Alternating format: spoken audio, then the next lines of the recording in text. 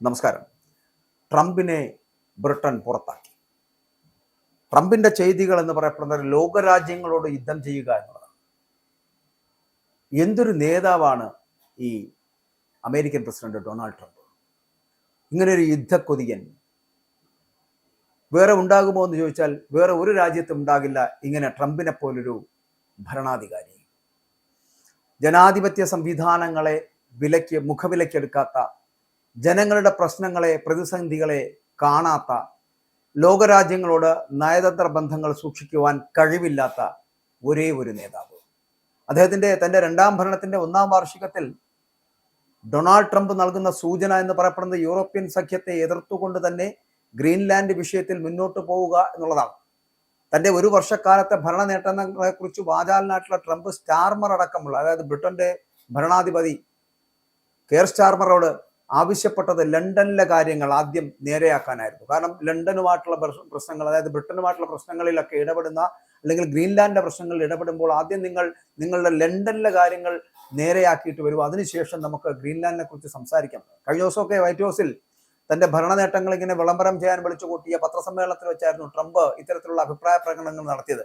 British പ്രധാനമന്ത്രി sir Keir സ്റ്റാർമറും French president Emmanuel മാക്രോണും തമ്മിലുള്ള ബന്ധത്തെക്കുറിച്ചുള്ള ചോദ്യത്തിനോട് പ്രതികരിക്കുമ്പോഴായിരുന്നു ഇത്തരത്തിൽ അമേരിക്കൻ പ്രസിഡന്റ് സംസാരിച്ചത്.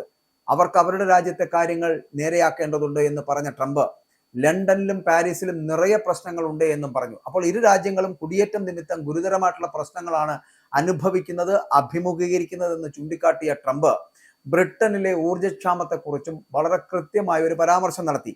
അത് ബ്രിട്ടന് നൽകുന്ന സൂചനയാണ്.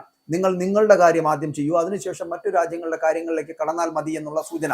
മാക്രോണും ഒപ്പം തന്നെ കെയർ സ്റ്റാർമറും ഒരേ സ്വരത്തിൽ ഈ ഗ്രീൻലാൻഡ് വിഷയവുമായി ബന്ധപ്പെട്ട് വരുന്ന അമേരിക്കയുടെ ഇടപെടലിനെ ശക്തമായിട്ട് അപലപിക്കുന്നുണ്ട്. ബ്രിട്ടനിലെ ഊർജ്ജക്ഷാമത്തെക്കുറിച്ച് പരാമർശിക്കുമ്പോഴും കാറ്റാടിപ്പാടങ്ങൾ അടക്കമുള്ള പ്രവർത്തനം, അവയുടെ കാര്യങ്ങൾ നിർത്തിവെക്കാൻ ആവശ്യപ്പെട്ട ട്രംപ് വടക്കൻ കടലിൽ സമ്പന്നമായിട്ടുള്ള എണ്ണയും പ്രകൃതിവാതകവും കൂടുതലായിട്ട് ഉപയോഗിക്കുവാനാണ് ആവശ്യപ്പെടുന്നത്. ഗ്രീൻലാൻഡ് വിഷയത്തിൽ ആരെ പിണക്കിയും ഏതറ്റം വരെയും പോകാൻ തന്നെയാണ് ട്രംപ് ഇതിലൂടെ തീരുമാനിച്ചിരിക്കുന്നത് എന്നതിന്റെ സൂചനയായിട്ടാണ് ഇതിനെ നമുക്ക് കാണേണ്ടത്. കാരണം ഇത്തരത്തിലുള്ള വിലയിരുത്തലുകൾ ഉണ്ടാകുന്നത് എന്തുകൊണ്ടാണ്? നിങ്ങളുടെ കാര്യം നോക്കൂ, ഗ്രീൻലാൻഡിന്റെ കാര്യം ഞങ്ങൾ നോക്കിക്കൊള്ളാം എന്ന് പറയപ്പെടുന്ന തരത്തേക്ക് ട്രംപ് എത്തുന്നു. നിയമങ്ങളില്ലാത്ത ഒരു ലോകത്താണ് എന്ന് നമ്മൾ നീങ്ങിക്കൊണ്ടിരിക്കുന്നത് എന്നായിരുന്നു ഫ്രഞ്ച് പ്രസിഡന്റ് ഇമ്മാനുവൽ മാക്രോണിന്റെ പ്രതികരണം ഇതുമായിട്ട് ബന്ധപ്പെട്ടിട്ട്. അന്താരാഷ്ട്ര നിയമങ്ങളെല്ലാം തന്നെ ചവിട്ടി അരയ്ക്കപ്പെടുകയാണ്, കയ്യൂക്കുള്ളവൻ കാര്യക്കാരൻ എന്ന അവസ്ഥ ഇവിടെ സംജാതമാവുകയാണ് എന്നുകൂടി മാക്രോൺ അഭിപ്രായപ്പെടുന്നുണ്ട്. അപ്പോൾ ഗ്രീൻലാൻഡുമായിട്ട് ബന്ധപ്പെട്ട വിഷയത്തിൽ മാക്രോൺ നടത്തിയ സ്വകാര്യ ചാറ്റിലെ ചില ഭാഗങ്ങളടക്കം ട്രംപ് പുറത്തുവിട്ടതിനു ശേഷം വേൾഡ് ഐക്കോണിക് ഫോറത്തിൽ സംസാരിക്കുമ്പോഴായിരുന്നു മാക്രോൺ ഇത്തരത്തിൽ വളരെ കൃത്യമായിട്ട് പ്രതികരിച്ചത്. ലോകം മുന്നോട്ട് പോകുന്നത് തന്നെ ഒരു നിയമങ്ങളും ഇല്ലാത്ത ഒരു ലോകത്ത് കൂടിയാണ് എന്നും, മാത്രമല്ല ഇവിടുത്തെ അന്താരാഷ്ട്ര നിയമങ്ങളെ അടക്കം ചവിട്ടി അരയ്ക്കപ്പെട്ടുകൊണ്ട് മുന്നോട്ട് പോകുന്ന ഒരു സാഹചര്യം ഉണ്ടാകുന്നത് അത് ട്രംപിനെ കുറിച്ചാണ്, ട്രംപിന്റെ ഇത്തരത്തിലുള്ള പ്രവർത്തനങ്ങളെ കുറിച്ചാണ്. അതേസമയം യൂറോപ്പിന്റെ താല്പര്യങ്ങൾ സംരക്ഷിക്കുവാൻ ആവശ്യമായിട്ടുള്ള ആയുധം വിന്യസിക്കാൻ യൂറോപ്പ് മടിക്കില്ല എന്നുള്ള ഒരു ഉറച്ച ശബ്ദത്തിൽ ഫ്രഞ്ച് പ്രസിഡന്റ് മുന്നോട്ട് വയ്ക്കുന്നത്, ഞങ്ങൾക്കെതിരെ ആയുധം പ്രയോഗിക്കുകയാണെന്നുണ്ടെങ്കിൽ അമേരിക്കയെ തകർക്കാൻ യൂറോപ്പ് രാജ്യങ്ങൾ ഒന്നിച്ചു നിൽക്കുമെന്നുള്ളതാണ്. അപ്പോൾ അതുകൊണ്ട് ഇനിയെങ്കിലും ട്രംപ് ഇത്തരത്തിലുള്ള ചെയ്തികൾ ചെയ്ത് മുന്നോട്ട് പോകുവാനാണ് ശ്രമിക്കുന്നത് എങ്കിൽ നിമിഷ നേരം കൊണ്ട് തകർന്ന് തരിപ്പണമാവുകയും ട്രംപിനെ തന്നെ ഇല്ലായ്മ ചെയ്യുകയും ചെയ്യുന്ന തരത്തിലേക്ക് എത്തും എന്നുള്ള കാര്യത്തിൽ തർക്കമില്ല. സമാധാനത്തിന്റെയും സ്ഥിരതയുടെയും കാലത്താണ് നമ്മൾ ജീവിക്കുന്നത് എങ്കിലും നാം സാവധാനം പതിയെ നമ്മൾ എന്താകും, അസമാധാനത്തിലേക്കും ഒപ്പം തന്നെ അസ്ഥിരതയിലേക്കും നടന്നെടുക്കുകയാണ് ചെയ്യുന്നത് എന്നുള്ള ഒരു അറിയിപ്പ് കൂടി ഈ ഫ്രഞ്ച് പ്രസിഡന്റ് മുന്നോട്ട് വെക്കുന്നുണ്ട്.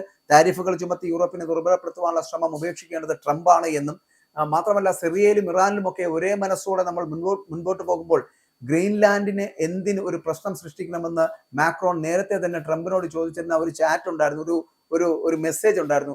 ആ ചാറ്റിന്റെ ഭാഗമായിരുന്നു ട്രംപ് തന്റെ സമൂഹ മാധ്യമമായ ട്രൂത്തിലൂടെ പുറത്തുവിടുകയും അത് വല്ലാതെ ഫ്രഞ്ച് പ്രസിഡന്റ് മാക്രോണിനെ പ്രകോപിപ്പിക്കുകയും ചെയ്തിരുന്നു. അതിനിടയിലാണ് ട്രംപ് മുൻകൈയെടുത്ത് രൂപീകരിക്കുന്ന ബോർഡ് ഓഫ് പീസിലേക്ക് ക്ഷണം ഫ്രാൻസ് നിരസിക്കുന്ന ഒരു സാഹചര്യം ഉണ്ടായിരുന്നു. മാത്രമല്ല ഫ്രഞ്ച് ഷാമ്പയിനും വൈനും ഒക്കെ ഏകദേശം 200% താരിഫ് ചുമത്തുമെന്ന ഭീഷണി കൂടി ട്രംപ് ഉയർത്തുകയും ചെയ്തിരിക്കുന്നു. ഗാസ സമാധാന പദ്ധതിയിൽ അമേരിക്കയ്ക്കൊപ്പം പ്രവർത്തിക്കുവാൻ താല്പര്യമില്ല എന്ന് മാക്രോൺ വ്യക്തമാക്കുന്ന ഒരു സാഹചര്യമാണ്. മാക്രോണിന് ഇവിടെ ആർക്കാണ് ആവശ്യം എന്നുള്ള ഒരു ചോദ്യം കൂടി ട്രംപ് ഇതിനോടൊപ്പം ചോദിച്ചു വെക്കുന്നുണ്ട്.